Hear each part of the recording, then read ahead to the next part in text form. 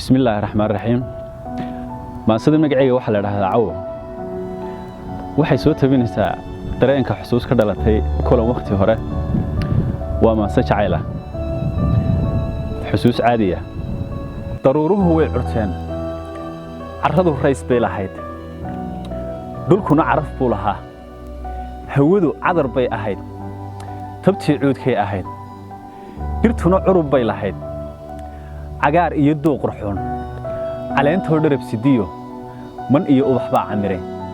daraar ciiday ahayd weliba carafay ahayd cishadu farxad bay lahayd dalxiisku cidluu ahaa bannaan cidhifuu ahaa xilligu casar buu ahaa cadceed dhacasay ahayd fallaadhe casuusu oo caddaan xiga bay lahayd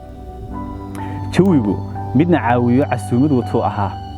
awoy labadeenna oo iscaashaqsan baan ahayn dareen cusub buu ahaa dhawaan curtay buu ahaa jacayl curdinuu ahaa garoo calmashay ahayd dhul caydhku ku hooray iyo dalkii carrigay ahayd ciiddii hooyay ahayd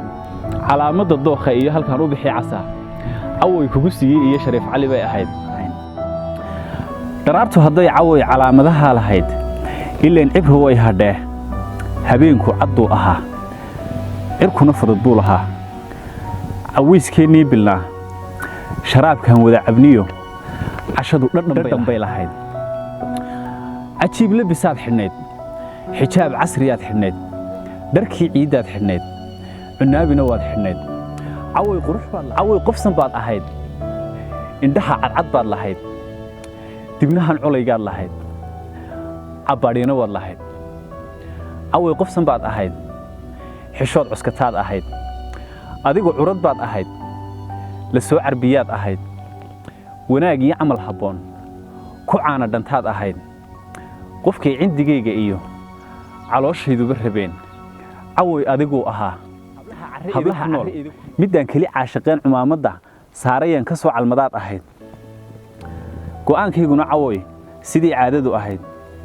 inaan cuud kaa baxshiyo caruus farxaddiisa loo ciyaaraha loo tumo carruuri ka beerantiyo cisiyo sharaf buu ahaa